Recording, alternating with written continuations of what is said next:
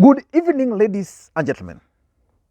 I want to begin this video by asking you guys a very simple question. Why do you think William Ruto, the Deputy President of the Republic of Kenya, is very bitter?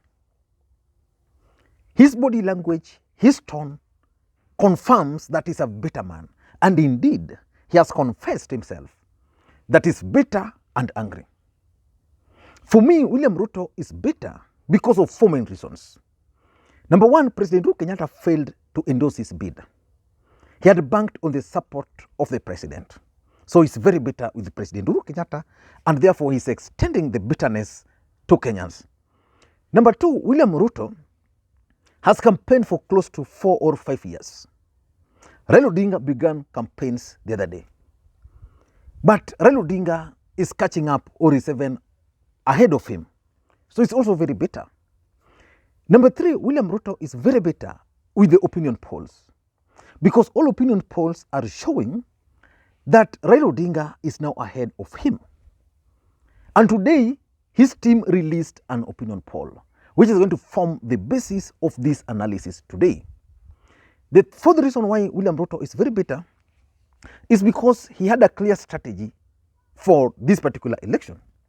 But because of the president's failure, because the deep state is not with him, those strategies might not work for him. So he's very bitter and is attacking everybody. Today, the deputy president attacked Charity Ngilu. Yesterday, he was very bitter and stated that the opinion polls and media are favoring Raila Odinga, and that's the only place where Raila Odinga is leading. The other day, you saw him attacking Eugene Wamalwa. But for now, I don't want to get into all those. I want us to look at the latest opinion poll, which William Ruto and his team released earlier today. In that opinion poll, if elections were to be held today, William Ruto is going to lead by gaining 53.1%, followed by Raila Odinga at 44.8%. All other opinion polls, let me just refer, all other opinion polls have been showing Raila Odinga leading. In fact, the latest InfoTrack opinion poll, Raila Odinga is at 43%, while William Ruto is at 36%. That's a difference of 6%. TIFA opinion polls is showing Raila Odinga at 42%, while William Ruto at 39%. That's a difference of 3%. So why would William Ruto and his team release their own opinion polls? I've always opined on this platform that opinion polls are good, because internally you can use opinion polls to re-strategize. If you are trailing, you can figure out the messaging, you can figure out areas to improve on. And opinion polls is also used to shape opinions. And that's why the deep state can always make certain things based on the feedback they get. For example, William Ruto is very bitter that Uhuru Kenyatta lowered the prices of unga. I'm sure that the move by Uhuru Kenyatta was actually informed by intelligence report, which was showing that if prices of unga were to continue that way, then it was going to give William Ruto some advantage. So he had to react. So William Ruto is very bitter. But why do you think William Ruto and his team decided to release their own opinion polls? In this video, I want us to look at the possible reasons why he had to do that. But before we do that, in case you're watching the channel for the first time, please take a second or two, click that subscribe button so that next time we produce a video like this, YouTube will automatically notify you. And to the subscribers, I want to continue thanking you guys for your continued support, because without that support, this channel cannot be where it is. Now, according to the opinion poll, which William Ruto and his team released today, in that opinion poll, they are saying the sample size was 22,563, and they covered 2,000 polling stations. And out of those polling stations, it was across the country. So it means all counties were covered. And that there's something here I'm not seeing very clearly. Let me just see. Yes, that they examined 24%. They covered in all those counties they went to, they covered 24% of the counties. So this is their opinion poll for July, and according to them, it was done between 28th June to 14th July. But why do you think William Ruto would release their internal opinion polls? First of all, let us try and dissect this opinion poll. There are a few things which I've picked from these opinion polls, because these opinion polls, it shows where Raila is winning and where Ruto is winning. According to this opinion poll, the first thing I noted was that Musalia Mudavadi will not garner the 70%. This was their own opinion poll. So Mudavadi will not garner, will not deliver the 70%, because in this opinion poll, in Kakamega, Raila Odinga is going to win by 49%. William Ruto is at 46.2%. So Mudavadi is not going to get that. In Vihiga, it's saying Ruto is going to win, but with 55.6%, while Raila will be at 40%. Again, Mudavadi has failed there. And then they are saying that in Bungoma, Kenya Kwanza is going to win by 68%. Raila Odinga is going to get 31%. And then they go further to Busia, where Raila Odinga is going to win by 75%, while Ruto is going to have 23%. And then, those are the counties in Luhya Nation. Then you go further and you realize that in the Mount Kenya region, according to these opinion polls, they are giving Raila Odinga 20% plus. So which definitely means Raila Odinga has gained in the mountain, and that's something they're appreciating here. The only thing I'm not sure about here is Tharaka Nithi. In Tharaka Nithi, they're saying Raila Odinga will be at 18%. So the rest, Raila Odinga will be 20 and above. But according to Raila Odinga and these projections, like in Meru here, Raila Odinga and his team believes he's going to get 50% or more. Ruto is saying that in Meru, Raila Odinga will get 26%. Now, if you look at Rift Valley, in Rift Valley, according to this opinion poll, William Ruto is going to win all counties. Remember, Raila Odinga has traditionally won in Turkana, he has traditionally won in Narok, and Kajiado he has also fared very well. But in this opinion poll, Raila Odinga is going to lose in those particular counties. So I want us to look at the reasons why William Ruto would actually go ahead and release this opinion poll, their internal opinion poll. The first reason why they have done that is to counter the TIFA and Infotrack.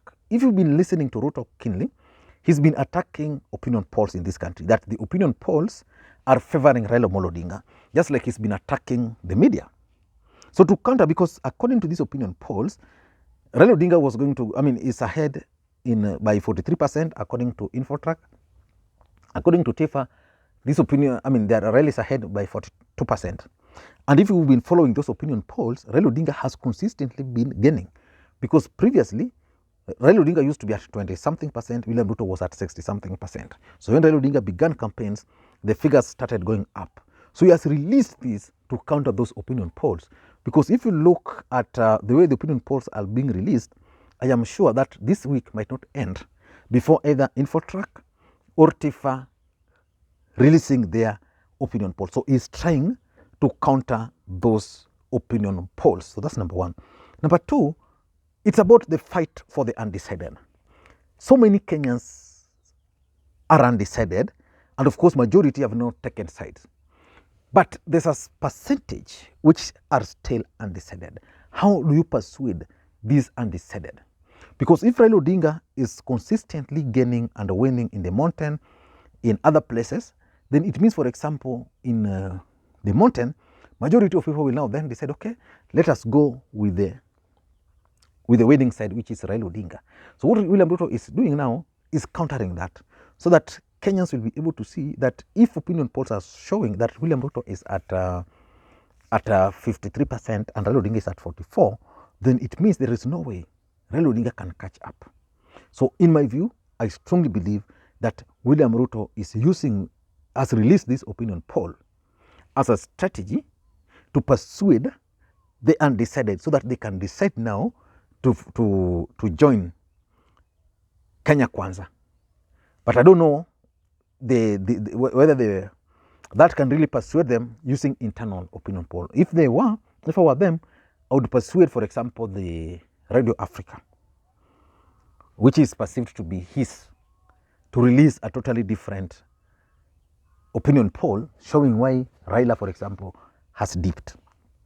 Number 3 is that the effect of Martha Karua is the main reason why Raila Odinga gained. So how do you counter that Martha Karua effect? You go to the mountain, release an opinion poll, and in the mountain show that William Ruto is winning. Show that Raila Odinga's figures have not really changed. Show that Raila Odinga is at 20-something%. What does being at 25% mean for Raila Odinga? It means even if he were to do any other thing, there's nothing much. Remember, Uhuru Kenyatta is supposed to go to the mountain to campaign for Raila Odinga. He's supposed to launch certain projects. And Ruto is releasing opinion polls showing that Uhuru is at, that Raila is at 24. Do you think Uhuru will be able to go? He won't. So basically, when Ruto nominated Rigathi Gachagua, it impacted on him negatively. When Raila Odinga nominated Martha Karua, it impacted on him positively. So Ruto is now trying to tell people that despite the fact that Martha Karua was nominated, because Raila Odinga was actually at 20-something plus before the nomination of Martha Karua.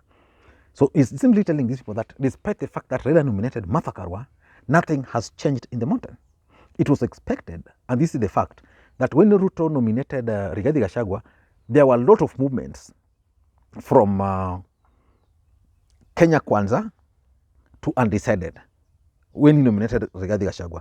When Raila Odinga nominated Karua, then those undecided moved to Azimio. But there were those who are still left there.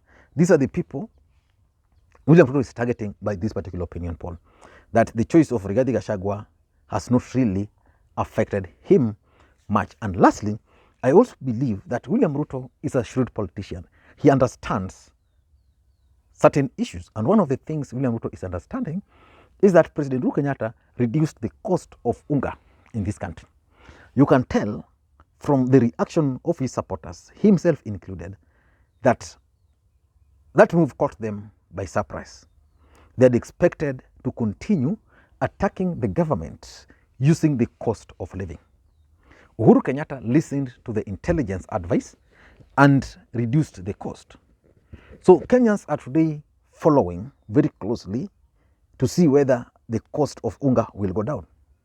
If the cost of unga will go down and you go to the supermarket, instead of buying unga at 200, you find it at say 100 the way they're saying, then Kenyans will start praising Uhuru.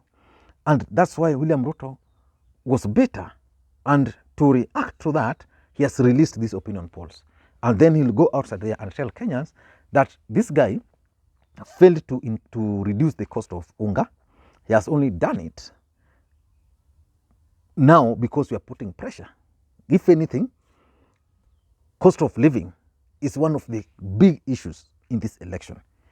Anybody who can address it would be a hero in this country. So Uhuru decided that for me, let me reduce the cost. So Ruto is saying that reduction is not good. So to divert attention of Kenyans from that reduction, he has decided that the best thing is let me release this opinion poll so that Kenyans can discuss it. Kenyans can talk about it. I don't know what you think, but that's my take. Thank you guys for taking your time to watch the video. Until next time, this is Makwiny. And by the way, there's a subscriber here from Kampala, and it's called Okello James, doctor. This gentleman called me just to appreciate that as a Ugandan, and several of them, they follow this channel very closely, and it's been doing it for years now. And it's like he's been following the channel since you were at 5,000. So today he decided, okay, let me call this guy just to appreciate him. I actually received your coffee. It arrived here. So I want to thank you so much, Dr. Kelo. And I'm glad that at least someone from Uganda is acknowledging. I know I have several subscribers in Uganda, in Tanzania, in Rwanda. I know there are some following. I'm talking of now Africans who are not Kenyans. I really appreciate the support. Thank you guys, and please, may you have a good day. Bye-bye.